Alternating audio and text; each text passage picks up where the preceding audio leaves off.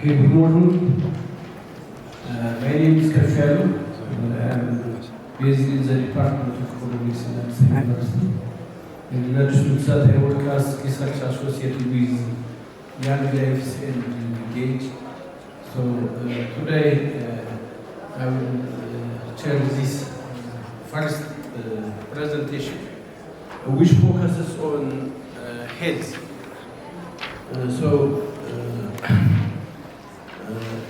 There are three presentations. The first presentation is by Nardos. Her presentation focuses mainly on these harmful traditional practices such as child marriage and FGM, maternal and child health, and sexual and reproductive health, followed by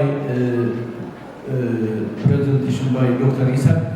His presentation focuses on young people with disabilities, and the third one is by Dr. Abla, who will present about mental health issues and well-being. So I will be now presenting three papers in one: education, unemployment or underemployment, migration trends. So I will discuss all the issues related to these three key life transitions. Maybe this Alul has already talked about in the morning that this is a report based on Young Life's qualitative around 6 research, but we have some drawn also from survey around 7. A little bit we will have more papers drawing on longitudinal qualitative and survey as well as external data. But this is more focusing on the impact of multiple crises impacting key life transitions, education, work, and of course migration. To start with education, as you can see from the table, that we have identified what are the level of educational level of students, the young people. We established their levels for everyone, because we would like to know. And when you see this in the red one, very unfortunately, only 26 of the 181 young people we have been following for the last 20-something years, only 26 have completed or graduated from colleges or universities. The rest have 95, almost more than half of them have really dropped out of school before finishing, which indicates really the longitudinal data shows that where the young people are in terms of education. Urban, as you know, urban youth are more really having better education, and of course, only 23 young people have completed higher education in between 2019 and 2025, between Qual 5 and Qual 6. In 2025, still about 0.4 young people are still in school, although they are age 24 and above, they are still in school. So what are the barriers in education if only 26 out of 181 that we have been following qualitative study have not finished their higher education? Then what are the impacts? One thing is the impact of COVID. COVID has impacted, as you know, it has been closed, and this is one case among the others. Conflict in Tigray and Amhara, it has disrupted a lot, and especially in Tigray, many of the higher education, especially the private colleges, have never resumed after the peace agreement as well. So conflict is another issue. Other crises, economic crisis, illness, individual, this is common for everyone, but many young people who are being hit by the economic or inflation have really dropped out of school before finishing their education. The new thing is the educational policy change. As you know, some of our young people has been really experiencing the first policy change, where you have the entrance exam in the university campuses. And one of the children, the young people here, says that the introduction to strict school leaving university entrance examination directly impacted some students while discouraging others from aspiring to higher education. They found it's very really surprising, and many have been discouraged by its outcome also and in education. So to go to conclusion, because this is in the report, that's why I highlight education aspiration and outcomes. Since childhood, we have been following young people aspiring to complete higher education and have good jobs. But definitely only about 26 of the 181, as you see, are able to achieve that one. Wide variation, urban, rural, of course, the younger course faring a bit better than the others. What are the barriers to progression?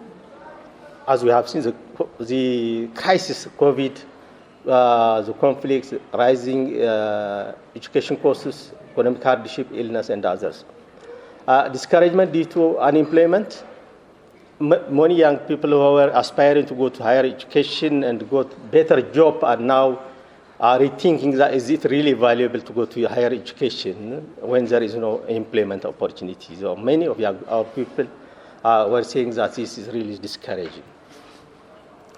So we will have about 4 issues for discussions that we will discuss later. Quality and equity is very important, of course, as you know. The evaluation system has to improve, of course, that we have discussed, which has come as a new policy. Access to alternative skill training. If they fail in university, then there should be something alternative, or at least skill. Promote education equality. Now we are learning that young people from rural and poor families are finding very hard to join universities. So inequality is coming. I think we will see in the next few years that inequality will create societal inequality. Support for conflict affect reduce. It's important that there should be catch-up programs. There are some areas there is, but it's not comprehensive. So people who are grouped at different levels should be supported so that they can be catch up. This is education. Then I will move to the under employment in times of crisis. So this is, we have established for the 181 young people we studied in qualitatively, where are they in terms of employment. So I just only to mention that 40 are not employed. If you consider that household work or chores by mothers is still work, but 40 have reported that they are staying at home. Only 32 out of the 181 have established salaried jobs, which shows that really there is an issue of very difficult. 24 of them, as I said, they are in school. So one issue that we should take here is that established employment is no more available for many of the young people.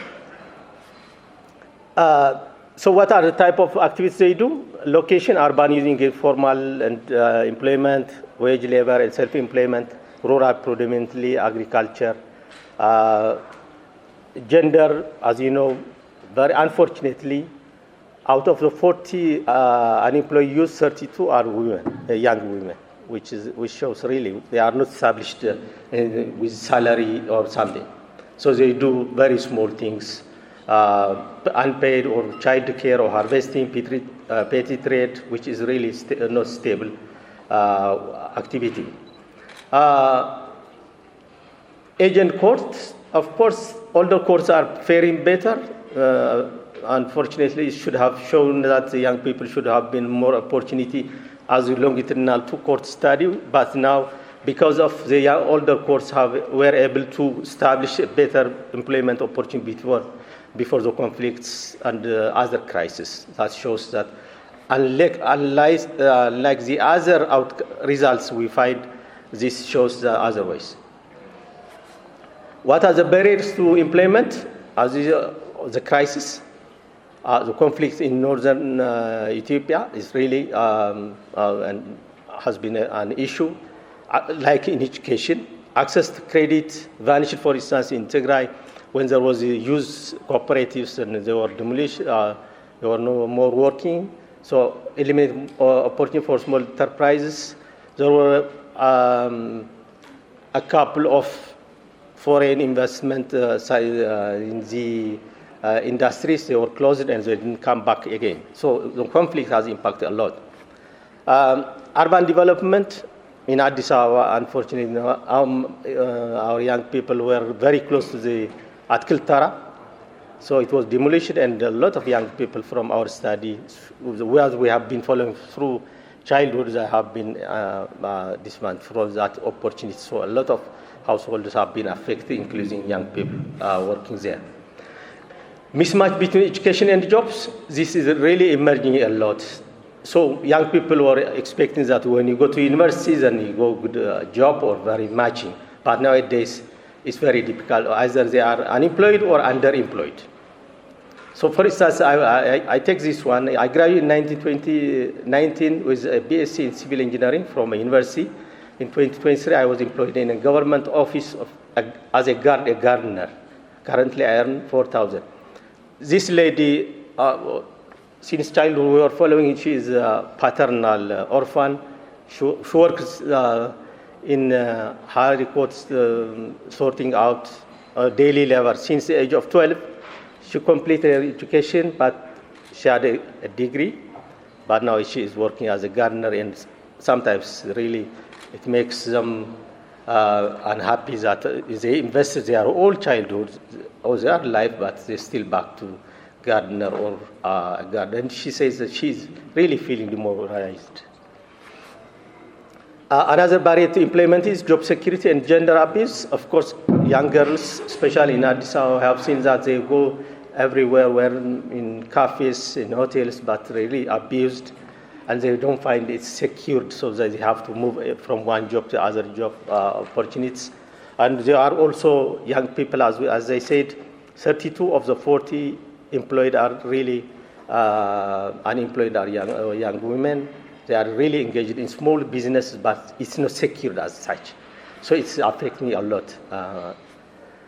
Weak institutional support, which is really in all communities, there are structural barriers. Weak institutional capacity by conflict undermined to create. So there are offices who are supposed to support young people to get employment, but they are very weak, understaffed, and it has never been really useful there. For instance, if I take one example, from Addis Ababa, then from the Tigray, 2,226 young people reported for job, but only 358 were able to go through that office.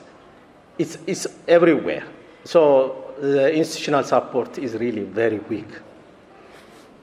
So conclusion, multiple crises really affecting employment. Persistent disparity, location, rural young people are still in intensive, labor-intensive, but very small amount. Gender, of course, some harassment or a lot of instability. A court, as I said, the older one faring better, but because of they were settled relatively before that. Irregular school transition, young people were expecting to finish university or schools and to go to work, but now you find about at the age of 30 in school, so it means that there is no regular transition from school to work. Question is the value of higher education. Young people are just questioning is it, and parents as well, is it fair to invest in education now if there is no employment or underemployment? Weak institutional support is there. So what should we do? Policy implications, string crisis response employment programs when we have a lot of crises, COVID, war. What do we do? Well, how do we respond to that? Disparity in access and inclusion, support post-conflict recovery is important. A lot of institutions or private business have been closed, so what do you? Improve education work transition. Higher education value should be reframed. Strengthening institutional capacity and empowering youth and build pathways to decent work. That's very important we have to do, but there are policy issues that we need to discuss. Now let me move to migration. Migration came in this round because, early stages they were not migrating, or we were not really picking a lot of things, but this time it come. So if we start from the survey, round 7 survey, so among the 2,231 interviewed, 35% were moved internally. We have international migration, but we will see in the papers who are about 147 will capture through tracking. Something that we see is the urban percent is the urban, the difference is high. Another important issue to notice is people move to escape war, more young women, but young men join the army, move to some other area to join the army. So that's really two conflicting issues. Young people are having two different directions. Some of the men going to move to some areas for mobilization of army. The others, young females, also run out of their areas to move, escape war. So what are the drivers of migration here? Education, work, flee conflict, marriage, family, or deported fail. This one, the deported returnees and plant migrants are international migrants. This one. 15 have already experienced it. Some of them have returned, others have been deported. 10, they are still planning and processing during the field work, so we have significant. But one issue which has come throughout our field work is that almost everyone is aspiring to move out of the country. I don't know why. There are a lot of issues to be discussed here. So unemployment and economic deprivation is really the main one. It has been there for many years, of course. And what the trend shows that young people, especially the young men from Addis Ababa and other areas, because they don't go to other rural areas or other regions, they want to go abroad, to Europe, especially they plan to go to England. My goal is to move overseas. My eyes are in England and Italy. I think about all day and all night. I feel that I am where I am thinking about it. So, but from rural areas, now they are migrating to the Middle East and other areas, but from urbans, it's the tendency to go to Europe. Conflict and instability in the north, especially in Tigray, has really pushed a lot of young people to move to other areas. But for instance, one of our case is that she completed primary education. She was very good, but she interrupted her education because of COVID, then the conflict.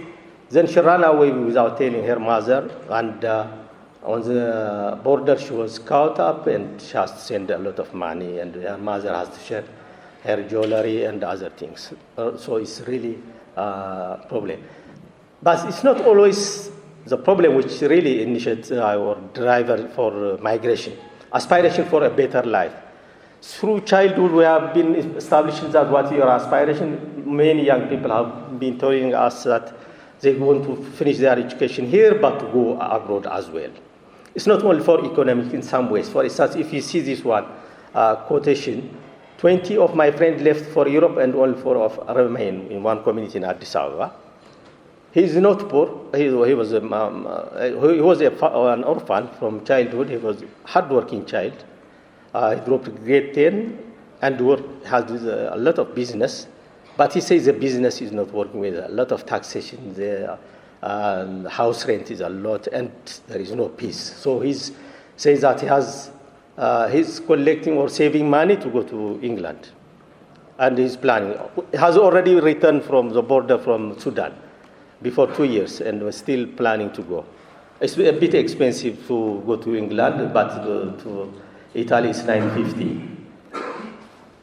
There are a lot of risks and journey on their voice, definitely. Let me put one example here from on the right side.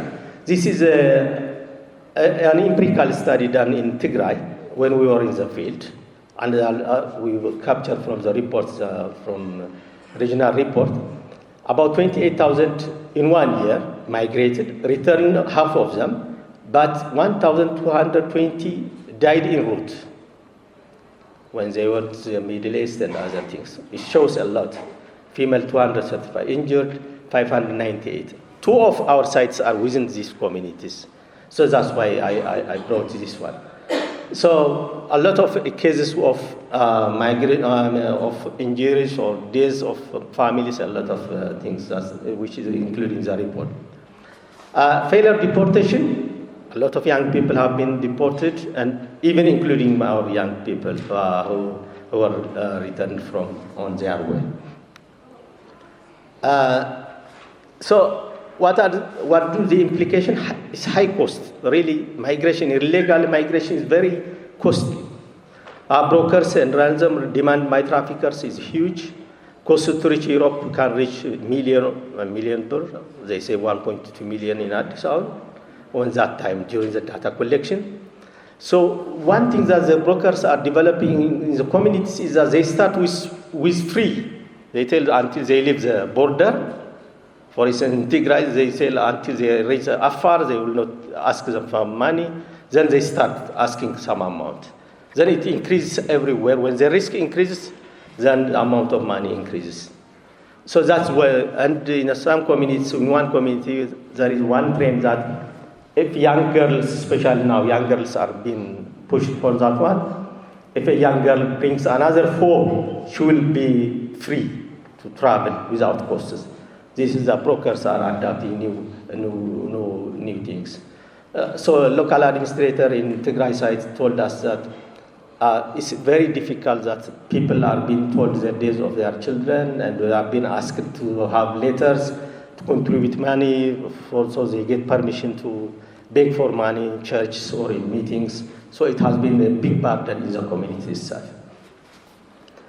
Gender dynamics, young men, women are more vulnerable, especially on the road, not only when they are away, but also once they arrive there, especially in the Middle East. There are a lot of abuses, workload, they find this very difficult. But the tendency now, underage girls are illegally recruited from school without parents' knowledge is really growing very fast now. 14, 15 years old.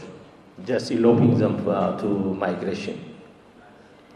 But there are migration outcomes, I think, two ways to see them. There are some positive things, definitely. Migration is one of, pathways for anybody. It's a part of a life course.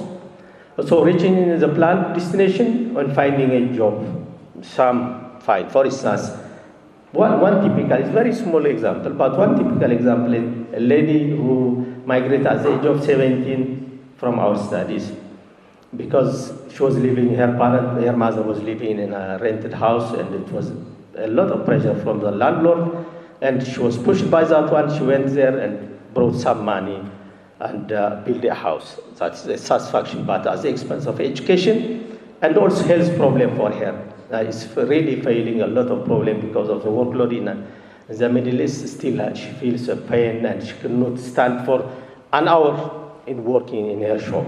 So negative, a lot. Key transition is disrupted, definitely. They have to have education, work, then they have, or marriage. Instead, they go from school or stop their marriage or leave their work. So it is disruptive of the life course. Family, economic distress, and mental illness. Some of the families pressurized by expectation to send some money. A lot of them have reported mental illness. Limited economic success. Many of them do not succeed, definitely. They return back without getting. High workload, especially for girls who go early age. This one, for instance, she went at the age of 15. She could not handle the household work, which is very difficult for girls. And that trend is increasing now, which is really unfortunate for young people. So to conclude, migration, a lot of disparity, urban for it at this, they always attempt to international migration. But from rural areas, especially they want to go to urban areas, but also to Middle East. Domestic mobility motivates global aspiration. We have seen that those young people who move internally are motivated to go abroad. A lot of cases we have. So once I just left house, then they don't get the type of job or life they want, then they want to move, to continue their journey to abroad, which is really the domestic and the international migration are very much associated. Risk of regular migration, limited legal pathways, young people go to unsafe routes, exposed to financial loss, deportation, a lot of, especially from Tigray and Amhara, they don't come to Addis, for instance, because of the conflict and a lot of difficulty getting passports and a lot, so they are going, even the graduate university graduates are going that risky routes. Disrupted transition, emerging resilience, of course, some of our resilient still, they find, they try and they succeed. But one thing which is negative in some sense is that we have very limited individuals who succeed from migration, but it is motivating more people than the unsuccess story. They want to hear the success stories than the unsuccessful majority of unsuccess story. I don't know why. That's an issue. So policy implications, I think addressing the root cause, this is a really poverty, education, job, strengthening governance, invest in educational. It's not only economic. Some of them who have a lot of money, like the Barakat who has a lot of money, but he feels that there should be some things to address. Support post-conflict recovery, rebuild infrastructure, restore service, promote youth-led business in war-affected areas is important. Protect migration. I build social protection system against exploitation, excessive works. I think the ministry is working now when they send to Middle East, but how protective they are, I don't know, but that has to be done. Promote safe and legal migration. I think it's very important policymakers to influence, even donors to influence the government that legal migration should be promoted, of course. Also, the recipient countries also should take the balance between illegal migration and legal migration. So sometimes they have to see the trade-off, I think. That's simply and legal migration pathways for across migration process. Very expensive, should be reasonable, but also it should be very transparent and very accommodative for people who can meet the migration requirements. Thank you very much.